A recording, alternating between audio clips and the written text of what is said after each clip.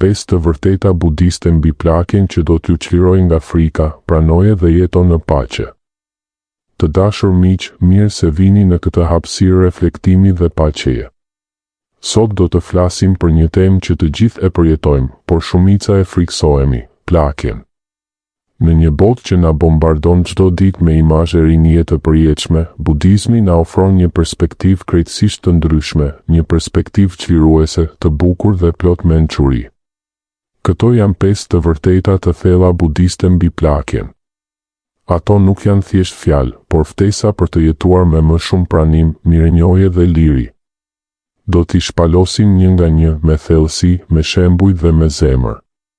Para se të ndiqni këtë video, mos harroni të pëlqeni faqen tonë dhe të shpërndani videot miqve tuaj, është shumë e rëndësishme për ne për mirëmbajtjen dhe rritjen e faqes sonë. Le të fillojmë. Pika 1. Do të harroheni më shpejt se ç'mendoni, dhe kjo është në rregull. Imagjinoni për një moment një lumë të madh. Uji rrjedh pa pushim. Çdo pikë uji kalon, bashkohet me lumin dhe zhduket në det. Ashtu është edhe jeta jonë. Ne besojmë se unë jam diçka e përhershme, e fiksuar, e rëndësishme për gjithmonë. Por budizmi na mëson se ideja e një veteje të pandryshueshme është iluzion, një iluzion i quajtur anata, mungesa e vetës së përhershme. Karriera juaj, shtëpia që ndërtuat me kaq mund, emri që keni bërë, postimet në rrjetet sociale, sukseset profesionale, të gjitha këto do të zbehen me kohën. Njerëzit do të vazhdojnë jetën e tyre. Fëmijët do të kenë fëmijët e tyre. Miqt do të harrojnë detajet. Edhe ata që ju duan sot, gradualisht do të mbajnë vetëm një hije të kujtimin. Dhe kjo nuk është tragjedi. Kjo është liri. Çfarë mbetet atëherë? Mbetet mirësia që keni shpërndar. Një fjalë e butë në momentin e duhur. Një ndihmë pa pritur shpërblim. Një buzëqeshje për dikë që po vuante. Këto gjurmë nuk zhduken lehtë, sepse ato bëhen pjesë e rrjedhës së madhe të jetës. Ju nuk jeni një statuj mermeri që duhet të qëndrojë përjetësisht. Ju jeni si uji i lumit, në lëvizje, në ndryshim, në shërbim.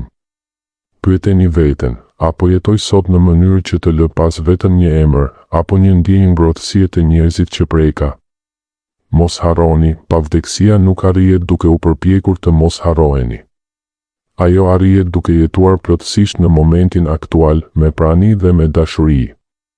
Kur e kuptoni këtë, presioni i madh për të lënë gjurmë zhduket.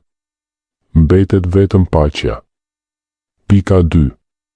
Trupi do t'ju traftoj, prandaj bëjeni mik. Trupi ynë është shoqëruesi më besnik që kemi pasur. Që nga çasti i lindjes, ai ka ecur me ne, ka frymëmarr për ne, ka luftuar sëmundje, ka mbajtur dhimbje, na ka dhënë kënaqësi. Dhe një ditë, ai fillon të ndryshojë. Nyjet dhembin, energjia paksohet, lëkura humbet elasticitetin, flokët thinjen ose bien. Shumë njerëz e shohin këtë si tradhti. Por budizmi na fton të ndryshojmë perspektivën. Trupi nuk po na tradhton. Ai po na kujton natyrën e vërtetë të ekzistencës, anicca, papërjetësinë, ndryshimin e vazhdueshëm. Në vend që ta shihni trupin si një makinë që po prishet, shiheni si një plak të urtë që ka udhëtuar me ju për dekada.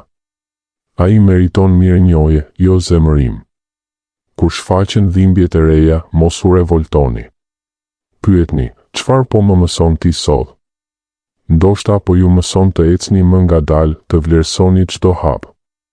Ndoshta po ju mëson të pushoni më shumë, të dëgjoni trupin tuaj në vend që ta shtyni gjithmonë përpara. Praktikoni mirënjohje fizike çdo ditë. Prekni duart tuaja dhe thoni faleminderit. Masazhoni këmbët e lodhura. Ushqeni trupin me dashuri, jo me kritik. Pranoni kufizimet e reja me hir. Kur e bëni trupin mik, ai nuk është më armik. Ai bëhet mësues i madh që ju çon drejt pranimit të thellë. Pika 3. Nuk mund t'i mbani të gjithë në jetën tuaj, dhe kjo është natyrale. Një nga dhimbjet më të mëdha të plakjes është ndarja. Miq të vjetër që largohen, fëmijë që krijojnë jetën e tyre, njerëz që dikur ishin shumë afër e tani janë vetëm hije në kujtesë. Ne përpiqemi t'i mbajmë me zor, por sa më shumë përpiqemi, aq më shumë vuajmë. Budizmi na kujton se çdo marrëdhënie është si një stinë. Ka pranverë, verë, vjeshtë dhe dimër. Disa njerëz hyjnë në jetën tonë për të na mësuar diçka, për të na dhënë gëzim, për të na sfiduar ose për të na shoqëruar vetëm për një pjesë të rrugës. Kur koha e tyre mbaron, ata largohen. Ky nuk është dështim. Kjo është natyrë. Në vend që të vajtoni për ata që ikën, kthejeni vëmendjen te ata që janë ende këtu. Vlerësoni lidhjet aktuale me gjithë zemrën. Dhe qëndroni të hapur. Edhe në moshë të thyrë mund të lindin miqësi të reja të bukura, ndoshta më të thella, më të qeta, pa dramat e rinisë. Çlirimi vjen kur kuptoni se nuk keni nevojë t'i mbani njerëzit. Ju vetëm duhet t'i doni sinqerisht për sa kohë janë në jetën tuaj. Dashuria e vërtet nuk është posedim. Është dhurim i lirë. Pika 4. Pranojeni që nuk dukeni më të rinj, kjo është një dhuratë.